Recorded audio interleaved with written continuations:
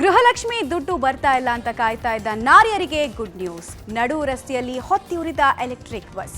ಮಕ್ಕಳ ಕೂದಲು ಕಟ್ ಮಾಡಿಸಿದ ಶಿಕ್ಷಕನಿಗೆ ಬಿತ್ತು ಧರ್ಮದೇತು. ಒಂದಷ್ಟು ಸುದ್ದಿಗಳಿದಾವೆ, ಜೊತೆಗೆ ನೋಡ್ತಾ ಹೋಗೋಣ ಕರ್ನಾಟಕ ಟಾಪ್ 20. ಮೂಡ ಹಗರಣದಲ್ಲಿ ಸಿಎಂ ಸಿದ್ದರಾಮಯ್ಯ ವಿರುದ್ಧ ಬಿಜೆಪಿ ಜೆಡಿಎಸ್ ಪಾದಯಾತ್ರೆ ನಡೆಸ್ತಾ ಇದೆ. ಇದಕ್ಕೆ ಕೌಂಟರ್ ಕೊಡಲು ಕಾಂಗ್ರೆಸ್ ಹೈಕಮಾಂಡ್ ಸೂಚನೆ ಕೊಟ್ಟಿದೆ. ಹೀಗಾಗಿ ಆಗಸ್ಟ್ 9ಕ್ಕೆ ಮೈಸೂರಿನಲ್ಲಿ ಬೃಹತ್ ಸಮಾವೇಶಕ್ಕೆ ಸಿದ್ಧತೆ ನಡೆಸಲಾಗಿದೆ. ಬಿಜೆಪಿ ಪಾದಯಾತ್ರೆ ಅಂತ್ಯಕ್ಕೂ ಒಂದು ದಿನ ಮೊದಲು ಕಾಂಗ್ರೆಸ್ ಸಮಾವೇಶ ನಡೆಯಲಿದೆ. ಸಮಾವೇಶದ ಸಿದ್ಧತೆ ಪರಿಶೀಲಿಸುವ ಸಲುವಾಗಿ ಮೈಸೂರಿಗೆ ಸಿಎಂ ಸಿದ್ದರಾಮಯ್ಯ ಆಗಮಿಸಿದ್ದಾರೆ. ಮೈಸೂರಿನ ಜನಪ್ರತಿನಿಧಿಗಳ ಜೊತೆ ಸಿಎಂ ಸಿದ್ದರಾಮಯ್ಯ ಮಾತುಕತೆಯಲ್ಲಿ ತೊಡಗಿದ್ದಾರೆ. ಇನ್ನು ಸಿದ್ದರಾಮಯ್ಯ ವಿರುದ್ಧ ಹೋರಾಟಕ್ಕೆ ನಾಯಕರು ಸ್ಟ್ರಾಂಗ್ ರಿಪ್ಲೈ ಕೊಡಲೇಬೇಕು ಅಂತ ಹೈಕಮಾಂಡ್ ತಾಕೀತು ಮಾಡಿದೆ. ಸಿಎಂ ಸಿದ್ದರಾಮಯ್ಯ ಪರ ನಿಲ್ಲಲು ಹೈಕಮಾಂಡ್ ತಾಕೀತು ಮಾಡಿರೋದರ ಹಿಂದೆ 4 ರಾಜ್ಯಗಳ ಚುನಾವಣೆಯ ಲೆಕ್ಕಾಚಾರ ಇದೆ. ಮುಂಬರುವ 4 ರಾಜ್ಯಗಳ ಚುನಾವಣೆ ನಮ್ಮ ಮುಂದಿರುವ ಟಾರ್ಗೆಟ್ ಅಂತ ಸುರ್ಜೇವಾಲಾ ವೇಣುಗೋಪಾಲ್ ಕಾಂಗ್ರೆಸ್ ನಾಯಕರಿಗೆ ಸಂದೇಶ ಕೊಟ್ಟಿದ್ದಾರೆ.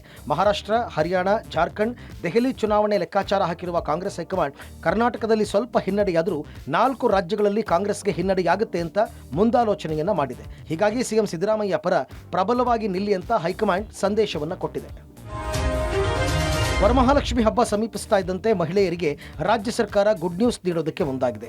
ಗೃಹಲಕ್ಷ್ಮಿ ಹಣಕ್ಕಾಗಿ ಕಾಯುತ್ತಿದ್ದ ಮಹಿಳೆಯರಿಗೆ ಇಂದು ಅಥವಾ ನಾಳೆ ಖಾತೆಗೆ ಗೃಹಲಕ್ಷ್ಮಿ ಯೋಜನೆಯ ಹಣ ಬಂದು ಬೀಳಲಿದೆ.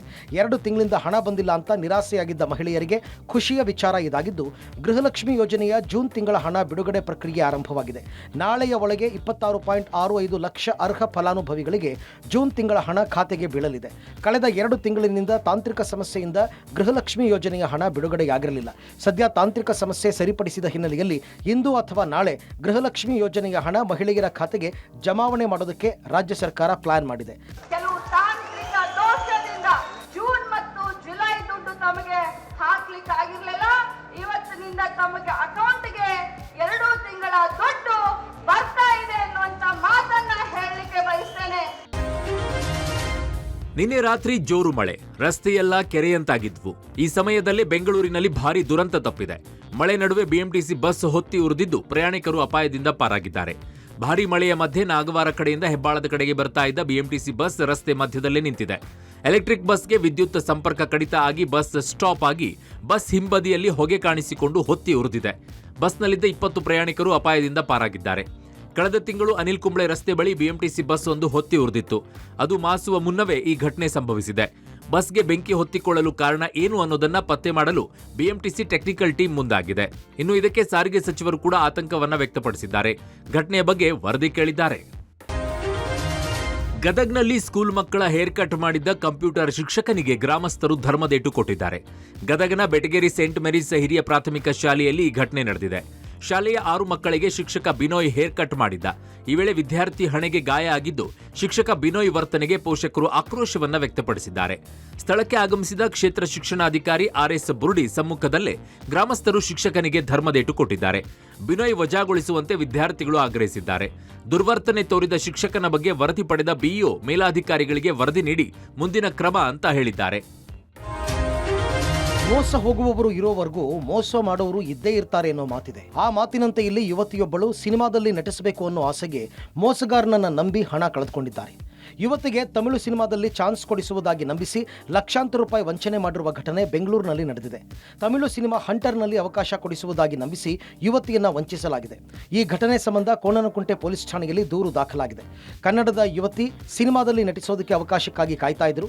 ಈ ವೇಳೆ ತಾನು ಹಂಟರ್ ಮೂವಿಯ ಕಾಸ್ಟಿಂಗ್ ಡೈರೆಕ್ಟರ್ ಅಂತ ವಂಚಕ ಸುರೇಶ್ ಕುಮಾರ್ ಪರಿಚಯ ಮಾಡಿಕೊಂಡಿದ್ದಾನೆ.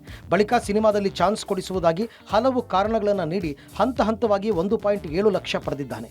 ವಂಚಕನ ಮಾತು ನಂಬಿ ಯುವತಿ ಆನ್ಲೈನ್ ಮೂಲಕ 1.7 ಲಕ್ಷ ಹಣ ಪಾವತಿಸಿದ್ದಾಳೆ.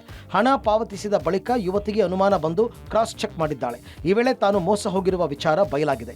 ಸದ್ಯ ಈ ಬಗ್ಗೆ ವಂಚನೆಗೆ ಒಳಗಾದ ಯುವತಿ ಕೋಣನಕುಂಟೆ ಪೊಲೀಸ್ ಠಾಣೆಗೆ ದೂರು ನೀಡಿದ್ದು, ಪೊಲೀಸರು ವಂಚಕ ಸುರೇಶ್ ಕುಮಾರ್ ಪತ್ತೆಗೆ ಬಲೆ ಬೀಸಿದ್ದಾರೆ.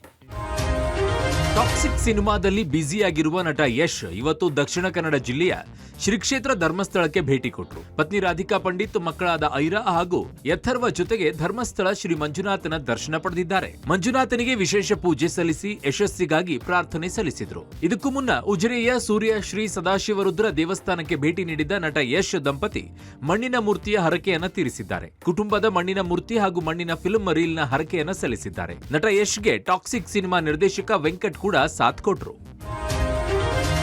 ರಾಜ್ಯದ ಹಲವೆಡೆ ಮಳೆ ಪ್ರಮಾಣ ಕಡಿಮೆಯಾದರೂ ಪ್ರವಾಹ ಪರಿಸ್ಥಿತಿ ಮುಂದುವರೆದಿದೆ. ಮಹಾರಾಷ್ಟ್ರದಲ್ಲಿ ಮಳೆರಾಯ ಅಬ್ಬರಿಸಿ ಬೊಬ್ಬೆರಿಯುತ್ತಿದ್ದಾನೆ. ಪರಿಣಾಮ 108 ಅವಾಂತರ ಸೃಷ್ಟಿಯಾಗ್ತಾ ಇದೆ. ಚಿಕ್ಕೋಡಿಯಲ್ಲಿ ಪ್ರವಾಹ ಪರಿಸ್ಥಿತಿ ಇದ್ದು ಕಣ್ಣು ಹಾಯಿಸಿದಷ್ಟು ಬರೀ ನೀರೇ ಕಾಣಿಸ್ತಾ ಇದೆ. ಕೃಷ್ಣಾ ನದಿಗೆ 2,75,000 ಕ್ಯೂಸೆಕ್ ಒಳಹರಿವು ಇದ್ದು ನದಿ ತೀರದ ಜಮೀನುಗಳು ಸಂಪೂರ್ಣ ಜಲಾವೃತವಾಗಿದೆ. ಉಜನಿ ಹಾಗೂ ವೀರ್ ಜಲಾಶಯಗಳಿಂದ ಭೀಮಾ ನದಿಗೆ ಅಪಾರ ಪ್ರಮಾಣದ ನೀರು ಬಿಡುಗಡೆ ಮಾಡಲಾಗಿದೆ. ನದಿಗೆ ಅಡ್ಡಲಾಗಿರುವ ಉಮ್ರಾಣಿ ಲವಗಿ ಹಳೆಯ ಬ್ಯಾರೇಜ್ ಮುಳುಗಡೆಯಾಗಿದೆ. ಮಳೆಗಾಲ ಬಂದರೆ ಬೆಳಗಾವಿ ಜಿಲ್ಲೆಯ ಮಕ್ಕಳ ಪಾಡು ದೇವರಿಗೆ ಪ್ರೀತಿ. ಜೀವ ಕೈಯಲ್ಲಿ ಹಿಡಿದು ಶಾಲೆಗೆ ತೆರಳಬೇಕಾದ ಪರಿಸ್ಥಿತಿ. ಮಳೆಗಾಲದಲ್ಲಿ ನಿಂಗಾಪುರ ಗ್ರಾಮದ ಬಳಿ ಇರುವ ಇಂದ್ರಮ್ಮನ ಕೆರೆ ನದಿಯಂತಾಗುತ್ತೆ. ಪ್ರಾಣವನ್ನೇ ಪಕ್ಕಕ್ಕಿಟ್ಟು ಮಕ್ಕಳು ಕೆರೆ ದಾಟಬೇಕು. ತೋಟದ ವಸತಿಯಲ್ಲಿ 30ಕ್ಕೂ ಹೆಚ್ಚು ಕುಟುಂಬಗಳು ವಾಸವಿದ್ದು ಮಕ್ಕಳು ತೋಟಗಳಿಗೆ ತೆರಳಲು ಟ್ಯೂಬ್ ಬೋಟೆ ಇವರಿಗೆ ಆಶ್ರಯ. ಹೊನ್ನಾವರದಲ್ಲಿ ನಿರಂತರ ಭೂಕುಸಿತ ಆಗ್ತಾ ಇದೆ. ಹೊನ್ನಾವರ ಬೆಂಗಳೂರು ರಾಷ್ಟ್ರೀಯ ಹೆದ್ದಾರಿಯ 4 ಕಡೆ ಭೂಕುಸಿತವಾಗಿದ್ದು ವಾಹನ ಸವಾರರು ಭಯದಲ್ಲೇ ಸಂಚಾರ ಮಾಡುವಂತಾಗಿದೆ. ಮಂಗಳೂರಿನ ಕೆತ್ತಿಕಲ್ನಲ್ಲಿ ಕ್ಷಣ ಕ್ಷಣಕ್ಕೂ ಗುಡ್ಡ ಕುಸಿಯುತ್ತಿದ್ದು ಗುಡ್ಡದ ಮೇಲ್ಭಾಗದಲ್ಲಿರುವ ನೂರಾರು ಮನೆಗಳಿಗೆ ಆತಂಕ ಸೃಷ್ಟಿಯಾಗಿದೆ. ಚಿಕ್ಕಮಗಳೂರು ಜಿಲ್ಲೆ ಮೂಡಿಗೆರೆ ತಾಲೂಕಿನ ಸಾಲ್ಮರ ಗ್ರಾಮದಲ್ಲಿ 18 ಕಾಡಾನೆಗಳ ಹಿಂಡು ಕಂಡು ಜನ ಆತಂಕಕ್ಕೊಳಗಾಗಿದ್ದಾರೆ. ಕಳೆದ 20 ದಿನಗಳಿಂದಲೂ ಕೂಡ ಕಾಡಾನೆಗಳ ಹಿಂಡು ಮೂಡಿಗೆರೆ ತಾಲೂಕಿನ ವಿವಿಧ ಭಾಗದಲ್ಲಿ ಬೀಡು ಬಿಟ್ಟಿದ್ದು ಸಾಕಷ್ಟು ಅನಾಹುತಗಳನ್ನು ಸೃಷ್ಟಿಸಿವೆ.